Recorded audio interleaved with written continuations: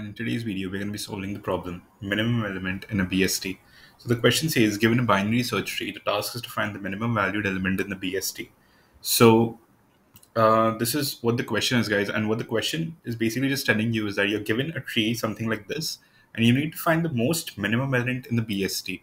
And over here you can see that the most minimum element is 1, right? So how can you solve this problem? As you know, in a binary search tree, the we go from having a root node.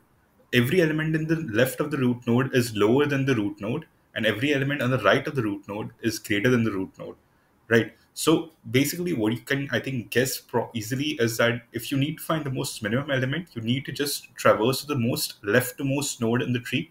So if you go to the most leftmost node, you'll find the most minimum node in the tree, right?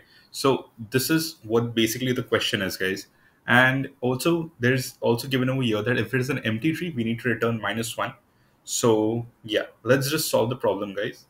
So what we'll do is, firstly we'll just check whether if the tree is empty or not. If it's empty, we'll return a -1.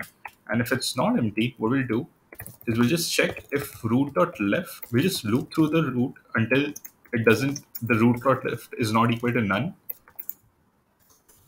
All right, and we'll just do a root is equal to root.left so that we traverse to the most leftmost node, and in the end we'll just return the root.data, which is the very last element over here in the tree, very leftmost element in the tree. So we see that we get 1 over here, and let's submit the code. Yeah, it's submitted, guys.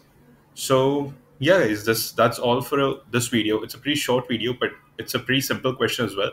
So yeah, if you like the video, do like, share, and subscribe, and I'll see you guys in the next video. Thanks.